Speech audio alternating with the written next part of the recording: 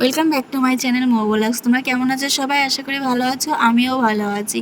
তো সকালটা এখন শুরু হয়ে গেল। তো চলো এখন বানাচ্ছি হচ্ছে চা বানিয়ে নিয়ে বাবাকে দিয়ে আসলাম। আর এখন এইখানে হচ্ছে আমি পুজোর থালা বাসন মাজছি। আর আজকে একটু বেশি দেরি হয়ে গেছে। কেন? মা আজকে দেরিতে স্নান করবে, কারণ বাড়িতে একটু কাজ আছে। তো কি কাজ আছে সেটাও তোমাদের সঙ্গে শেয়ার করব, তোমরা দেখতে থাকো আর ভিডিওটা এনজয় করতে থাকো। আর কেন দেরিতে পুজো দেবে আজকে সেটাও তোমাদের দেখাবো, তো তোমরা দেখতে থাকো। আর এইখানে দেখো আমি একটু বানাচ্ছি ম্যাগি। তো ছেলেকে একটু ম্যাগি বানিয়ে দিচ্ছি, ও যাবে টিউশনিতে, তার জন্য জলদি জলদি একটু ম্যাগি বানিয়ে দিচ্ছি। তারপরে দেখো ও বেরিয়ে পড়েছে খেয়ে টেয়ে। এখন বলছে যে মা সাইকেলটা বার করে দাও, কারণ আমার ডেলি রুটিন হয়ে গেছে এটা, যে মা সাইকেল বার করে দাও। আর আমার সেটাকে করতেই হবে, আমাকে সেই সাইকেলটাকে বার করেই দিতে হবে। মানে কি বলতো, প্রত্যেক দিন আমাকেই বার করতে হবে, আমাকেই তুলতে হবে। আর ও শুধু সাইকেলটাকে চালাবে, আর আমি মুছবো, আমি ধোবো, সব কিছু আমিই করব। ও এখনো কিছুই করতে পারে না। ওকে অনেকবার বলেছি, বাবা তুমি একটু করার চেষ্টা করো, তো ও নিজেও করে।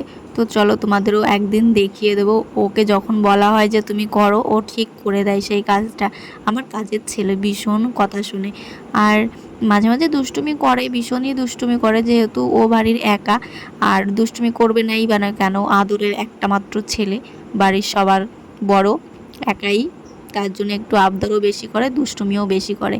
তো দেখো আমি সাইকেলটা বার করে নিয়ে এসেছি। সাইকেলটা ওই ঘরেই থাকে, এই ঘরে রাখা হয় না, তো ওই ঘরের থেকে আমি বার করে নিয়ে এসেছি।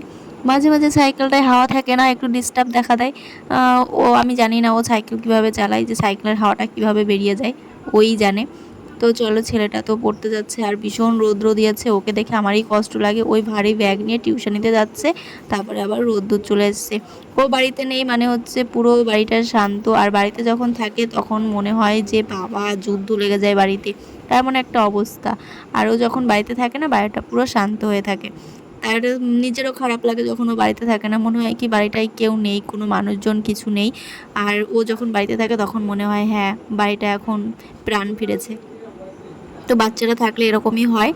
আর এইখানে চলে এসেছি ছাদে এসেছি জামা কাপড়গুলো মেলতে, যে একটু বেশি জামা কাপড় আজকে ধোয়াধুয়ি হয়েছে, তার জন্য ছাদে চলে এসেছি। আর যেদিন অল্প হয় সেদিনকে নিচেই মেলে দিই। আর রৌদ্রের মধ্যে আসতে ইচ্ছা করে না ছাদে, ভীষণ পরিমাণে রৌদ্র, আর গরমও সেরকম পড়েছে, তার জন্য আর ছাদে আসা হয় না। আজকে একটু জামা কাপড়ের ভাগ বেশি, তার জন্য চলে আসলাম ছাদে। আর এইখানে দেখো আমাদের নারকেল গাছে কিন্তু নারকেলের ফুল এসছে, মানে চুমর না কি বলে সেটা এসছে। তো এই গাছে না অনেক বছর হয়ে গেছে এই গাছটা, কিন্তু এখনও পর্যন্ত নারকেল হয় না, শুধু চুমড়ই আসে, আর কিছুই হয় না। তারপরে আবার চলে এসেছি এইখানে চা বানাতে। মানে কি বলতো, একটা মেয়ে যে সংসারে সাথে দশভুজা হয়, যে দেখলেই বোঝা যায়। যেমন আমি দেখো, এখন এক পাশে বানাচ্ছি চা, এক পাশে বানাচ্ছি বড়া। তো নিজেকে দিয়েই বুঝি যে একটা সংসারে একটা মেয়ের দায়িত্বটা কত। আগে যখন মা করতো এই কাজগুলো, তখন ভাবতাম ও মা তো আছে সংসারে করার জন্য, মা ঠিক করে দেবে। কিন্তু এখন বুঝি যে মা সংসারে কতটা কষ্ট করতো, কতটা স্যাক্রিফাইস করেছে মা আমাদের জন্য। একটা হাতের কাজও যদি করে দিতাম, তখন মা বলতো যে তোর কিছু করা লাগবে না, কিন্তু তখন তো বুঝতাম না যে মার কষ্ট হয়ে যাচ্ছে। এখন বুঝি যে মার কতটা কষ্ট হতো তখন, তবু আমাদের কিছু করতে দেয়নি। আর আমরা দেখো এখন শ্বশুরবাড়িতে কাজ করতে করতে বুঝতে পেরেছি যে মার কতটা কষ্ট হতো। যদি শ্বশুরবাড়িতে না আসতাম তাহলে হয়তো বুঝতেই পারতাম না। আর বিয়ের আগে মা একটা কাজও করতে দিত না, কিন্তু হ্যাঁ করতাম, মাঝে মাঝে করতাম, কিন্তু মা মানা করতো যে তোর করতে হবে না। তারপরে দেখো এই ঘরে চলে এসেছি হচ্ছে মুছতে, কারণ এই টিনের ঘরটা তোমরা তো জানো আমার এক এক দিন বাদে এক এক দিন করতেই হয়, তবুও করি।